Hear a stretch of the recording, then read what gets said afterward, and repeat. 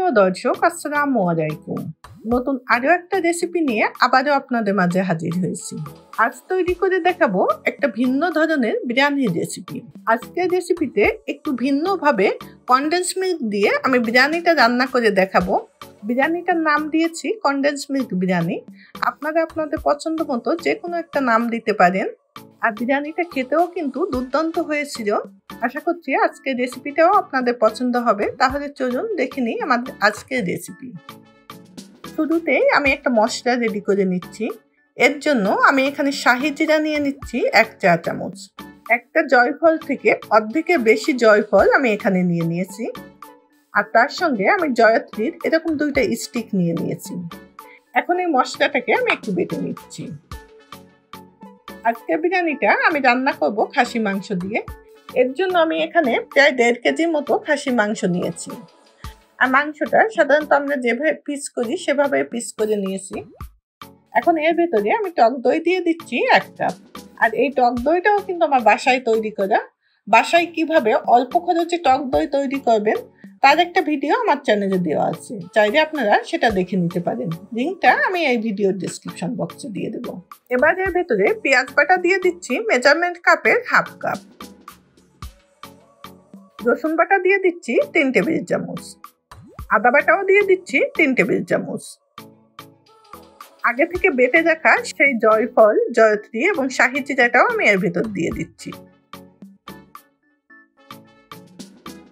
কিশমিশ বাটা দিয়ে দিচ্ছি 2 টেবিল চামচ। চীনাবাদাম বাটা দিয়ে দিচ্ছি 4 টেবিল চামচ।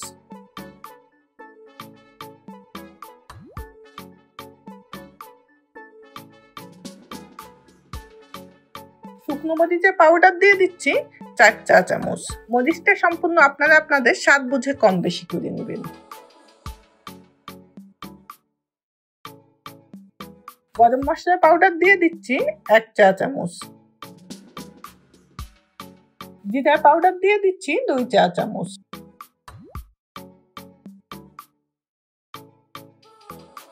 ধনিয়া পাউডার দিয়ে দিচ্ছি 1.5 চা চামচ। এবার এর ভেতরে বিরিয়ানি মশলা দিয়ে দিচ্ছি 3 চা চামচ। আপনারা যে কোনো ধরনের বিরিয়ানি মশলাটা এখানে ব্যবহার করতে পারবেন। এখন এর ভেতরে সয়াবিন তেল দিয়ে দিচ্ছি 2 টেবিল চামচ। লবণ দিয়ে দিচ্ছি 2 টেবিল চামচ। এখন এই মশলাটা দিয়ে আমি মাংসটাকে খুব ভালোভাবে একটু মেখে নিচ্ছি। মাংসটাকে খুব ভালোভাবে মেখে আমি এটা ম্যারিনেটের জন্য রেখে দিচ্ছি 3 ঘন্টার জন্য। হাতে যদি একদমই সময় না থাকে তাহলে কমপক্ষে 1 ঘন্টা এটা ম্যারিনেট করে রাখবেন। তাহলে মাংসটা কিন্তু খুবই দ্রুত সিদ্ধ হবে এবং মাংসের ভেতরটা খুবই জুসি থাকবে। আজকে বিরিয়ানিটা রান্না করার জন্য আমি পোলার চাউল নিয়ে নিয়েছি 1 কেজি। এখন এই চালটাকে খুব ভালো করে ধুয়ে এটা আমি ভিজিয়ে রাখবো 20 মিনিটের জন্য। তারপর পানি থেকে চাউলটা উঠিয়ে আমি এটা পানি ঝরাতে রেখে দেবো আরো আধা ঘন্টার জন্য। এদিকে 3 ঘন্টা পর মাংসটা নিয়ে আমি আবারও ফিরে এসেছি। মাংসটা রান্না করার জন্য আমি এখানে ছোট বড় 2টা নিয়েছি শাহি এলাচ, 6টা নিয়েছি ছোট এলাচ। এলাচের মুখটা আমি একটু থেতো করে দিয়েছি। লবঙ্গ নিয়েছি 10-12টা। গোলমরিচ নিয়েছি 15 থেকে 20টা। দারুচিনি নিয়েছি ছোট বড় 7-8 টুকরা। 2টা তেজপাতা আমি একটু মাঝখান থেকে কেটে নিয়েছি। আর এখানে 3টা আলু আমি হালকা একটু সিদ্ধ করে আলুর গাটা আমি একটু কাঁটা চামচ দিয়ে সিদ্ধ করে নিয়েছি।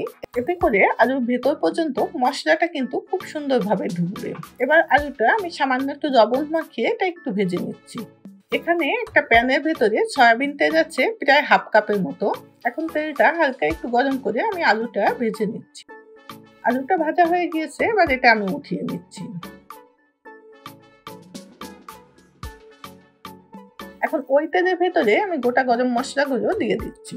মশলাটা আমি কয়েক সেকেন্ড একটু ভেজে নিচ্ছি, যত সময় না মশলা থেকে সুন্দর একটা ঘ্রাণ বের হচ্ছে। কয়েক সেকেন্ড একটু ভেজে এখন আমি আগে থেকে ম্যারিনেট করে রাখা সে মাংসটা এর ভেতরে দিয়ে দিচ্ছি। মাংসটা দিয়ে আমি এটা একটু নেড়ে চেড়ে একটা ঢাকনা দিয়ে ঢেকে দিচ্ছি এবং অপেক্ষা করছি মাংসটা সিদ্ধ হয়ে আসা পর্যন্ত। তবে প্রথম পর্যায়ে আমি গ্যাসটা হাই হিটে রেখে এটা রান্না করে নেব 5 মিনিট। তারপর গ্যাসটাকে মিডিয়ামে রেখে আমি মাংসটা সিদ্ধ হয়ে আসা পর্যন্ত এটা রান্না করে নেব। আমি এই মাংসের ভেতরে কোনো প্রকার পানি ব্যবহার করছি না। আপনাদের যদি পানির প্রয়োজন হয় তাহলে কিছুটা গরম পানি এর ভেতরে অ্যাড করতে পারেন। 15 মিনিট পর আমি ফিরে এসেছি। আমার মাংসটা কিন্তু প্রায় সিদ্ধ হয়ে গিয়েছে। এখন মাংসটাকে আমি আবারও একটু নেড়ে দিচ্ছি।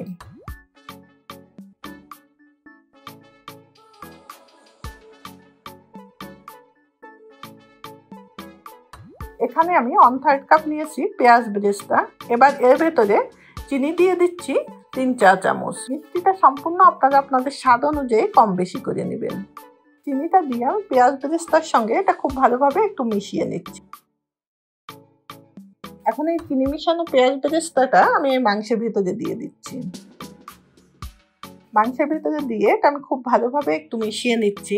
আর দেখতেই পাচ্ছেন মাংসের কালারটা কত সুন্দর এসেছে। এখন আগে থেকে ভেজে রাখা সেই আলুটাও আমি দিয়ে দিচ্ছি।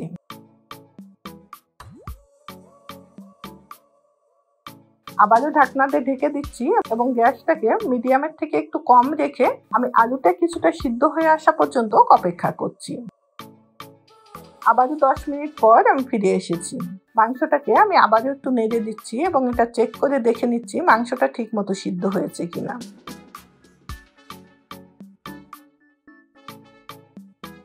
মাংস এবং আলু দুইটাই কিন্তু খুব সুন্দরভাবে সিদ্ধ হয়ে গিয়েছে। এখন আমি গ্যাসটা বন্ধ করে দিচ্ছি। আর মাংসের উপরে যে ঝোলটা দেখতে পাচ্ছেন এটা ঠান্ডা হওয়ার পর বেশ কিছুটাই মাংস টেনে নেবে, তখন কিন্তু অতটা ঝোল থাকবে না। আর আমার বাসার সবাই বিরিয়ানিটা একটু জুসি খেতে পছন্দ করে, তাই আমি মাংসের ঝোলটা এরকম রাখছি। যারা শুকনা শুকনা খেতে পছন্দ করেন তারা কিন্তু মাংসের ঝোলটা আরো কিছুটা শুকিয়ে নেবেন। এদিকে চাউল থেকে আমি সম্পূর্ণ পানিটা ঝরিয়ে নিয়েছি। এবার আমি চাউলটা ভেজে নিচ্ছি। এর জন্য আমি পরিমাণ মতো সয়াবিন তেল প্যানের ভিতরে দিয়ে দিয়েছি। তেলটা গরম হওয়া পর্যন্ত আমি একটু অপেক্ষা করছি। তেলটা একটু গরম হলে একটা তেজপাতা মাঝখান থেকে কেটে দিয়ে দিচ্ছি। ছোট বড় 6-7 টুকরা দিয়ে দিচ্ছি দারুচিনি। সবুজ এলাচ দিচ্ছি 4টা। 10-12টা দিয়ে দিচ্ছি চিনি কাবাব। এখন এই মশলাটা একটু ভেজে নিচ্ছি। মশলা থেকে যত সময় না ভাজার সুন্দর একটা ঘ্রাণ বের হচ্ছে। মশলাটা একটু ভেজে নিয়ে এখন এর ভেতরে 1/4 কাপ দিয়ে দিচ্ছি পেঁয়াজ কুচি। পেঁয়াজটা একটু নরম হয়ে আসা পর্যন্ত আমি ভেজে নিচ্ছি। পেঁয়াজটা বেশ একটু নরম হয়ে এসেছে। এখন আমি এর ভেতরে পোড়ার চাউলটা দিয়ে দিচ্ছি। এখন 6 থেকে 7 মিনিট সময় ধরে আমি চাউলটাকে একটু ভেজে নিচ্ছি। 6-7 মিনিট ধরে এটা ভেজে নেওয়ার পর এবার আমি এর ভেতরে গরম পানি দিয়ে দিচ্ছি 6.5 কাপ এবং দুধ দিয়ে দিচ্ছি যে কাপে করে আমি চাউলটা মেপেছি সেই কাপের 1 কাপ। পানিটাও কিন্তু আমি ওই একই কাপ দিয়ে মেপে নিয়েছি। আর আমার চাউল ছিল 4 কাপ। এবার এর ভেতরে লবণ দিয়ে দিচ্ছি 3-4 চামচ। দুধ এবং পানিটা দিয়ে সঙ্গে সঙ্গে এটা আমি একটু নেড়ে দিচ্ছি, তা না হলে এটা নিচে আবার জমাট বেঁধে যাবে। এবার গ্যাসটা মিডিয়াম টু হাইতে রেখে পানি এবং চাউলটা সমান সমান হয়ে আসা পর্যন্ত আমি একটু অপেক্ষা করছি। পানি এবং চাউলটা প্রায় সমান সমান হয়ে এসেছে। এবার আমি লবণটা একটু চেক করে দেখে নিচ্ছি লবণের পরিমাণটা ঠিক আছে কিনা। আমার কাছে লবণটা একটু কম মনে হচ্ছে, তাই আমি এর ভেতরে আরো 1/2 চা চামচ লবণ দিয়ে দিচ্ছি। পানিতে একটু চেক করে দেখে নিতে হবে, যদি পানিতে লবণের পরিমাণ বেশি থাকে তাহলে বুঝবেন লবণটা ঠিক আছে। এবার একটু নেড়ে দিয়ে আমি একটা ঢাকনা দিয়ে ঢেকে দিচ্ছি এবং চাউলটা সিদ্ধ হওয়া পর্যন্ত আমি অপেক্ষা করছি। আর এই পর্যায়ে গ্যাসটা মিডিয়ামের থেকেও আমি একটু কম রাখছি। পোলাওটা সম্পূর্ণ হয়ে গিয়েছে। এবার আমি এর থেকে 3 ভাগের 2 ভাগ পোলাও উঠিয়ে নিচ্ছি। 2 ভাগ পোলাও উঠিয়ে নিয়ে বাকি পোলাওটা আমি একটু প্যানের ভেতরে সমান করে বিছিয়ে নিচ্ছি। এখন এর ভেতরে আমি জর্দার রং দিয়ে দিচ্ছি পরিমাণ মতো। আর এই জর্দার রংটা আমি কেওড়া জলের সঙ্গে একটু মিশিয়ে নিয়েছি। এটা আমি সম্পূর্ণ পোলাওয়ের সঙ্গে মিশাচ্ছি না, কয়েকটা জায়গায় আমি এরকম ড্রপ আকারে দিয়ে দিচ্ছি। এখন উপরে কিছুটা কাঠবাদাম, কিশমিশ এবং পেস্তা বাদাম দিয়ে দিচ্ছি। ঘি দিয়ে দিচ্ছি প্রায় 1 টেবিল চামচের মতন। আর এই ঘিটাও কিন্তু আমার বাসায় তৈরি করা। বাসায় কিভাবে খুব সহজ উপায়ে ঘি তৈরি করবেন তার একটা রেসিপি আমার চ্যানেলে দেওয়া আছে, চাইলে আপনারা সেটা দেখে নিতে পারেন। লিঙ্কটা এই ভিডিওর ডেসক্রিপশন বক্সে থাকবে। এখন এর ভেতরে দিয়ে দিচ্ছি এই বিরিয়ানির প্রধান উপকরণ কনডেন্স মিল্ক। এটাও আমি 2 টেবিল চামচের মতো এখানে দিয়ে দিয়েছি। আর এই কনডেন্স মিল্কটাও কিন্তু আমার বাসায় তৈরি।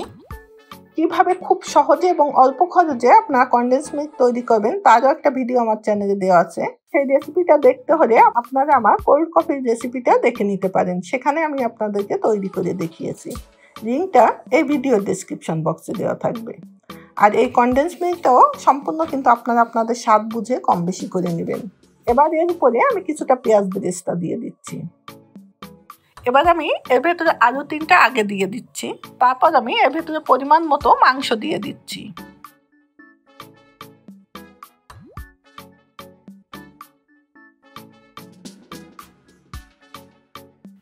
এখন এর উপরে আমি আরো কিছুটা পোলাও দিয়ে দিচ্ছি। আমি এরকম 3টা লেয়ারে আজকে বিরিয়ানিটা রান্না করব। ঠিক এই একইভাবে আমি পরবর্তী লেয়ারটাও এভাবে সাজিয়ে নিচ্ছি।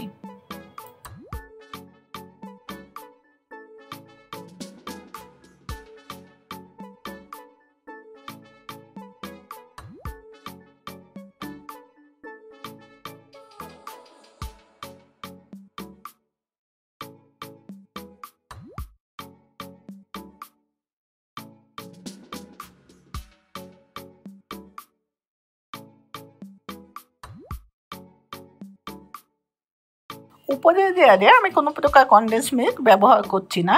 আমি মোট 5 টেবিল চামচের মতো কনডেন্স মিল্ক এখানে ব্যবহার করেছি। এবার একটা ঢাকনা দিয়ে ঢেকে দিচ্ছি এবং এটা প্রথম 5 মিনিট আমি মিডিয়াম টু হাই হিটে রান্না করে নিচ্ছি। এই পর্যায়ে কিন্তু আমি প্যানের নিচে একটা রুটির তাওয়া দিয়ে নিয়েছি, এতে করে আমার নিচের বিরিয়ানিটা ধরে যাবে না। 5 মিনিট পর এটা আমি দমে রেখে দেবো আরো 15 মিনিটের জন্য। ফিরে আসছি 15 মিনিট পর। 15 মিনিট পর আমি ফিরে এসেছি। এবারে মাংসের সঙ্গে আমি পোলাওটা ভালো করে একটু মিশিয়ে নিচ্ছি। আর এটা দেখতেই পাচ্ছেন বিরিয়ানিটা কত সুন্দর জুসি হয়েছে এবং প্রতিটা রাইস কিন্তু খুবই ঝরঝরে হয়েছে। এটা দেখতে যতটা সুন্দর হয়েছে খেতে কিন্তু তার থেকেও বেশি মজা হয়েছিল। আর এটা এতটা মজা হয়েছে যে আমার বাসায় যে খেয়েছে সবাই এটা আবারও তৈরি করার জন্য আমাকে অনুরোধ করেছে। বিরিয়ানিটা আপনারা বাসায় ট্রাই করে দেখতে পারেন, আশা করছি আপনাদেরও পছন্দ হবে। আর রেসিপি পছন্দ হলে ভিডিওতে একটা লাইক দিয়ে আমাদের চ্যানেলটি অবশ্যই সাবস্ক্রাইব করে রাখবেন, তাহলে আমি নতুন কোনো ভিডিও আপলোড করার সঙ্গে সঙ্গে আপনারা তার নোটিফিকেশন পেয়ে যাবেন। ধন্যবাদ এত সময় আমাদের সঙ্গে থাকার জন্য। আবারও দেখা হবে নতুন কোনো রেসিপির সঙ্গে।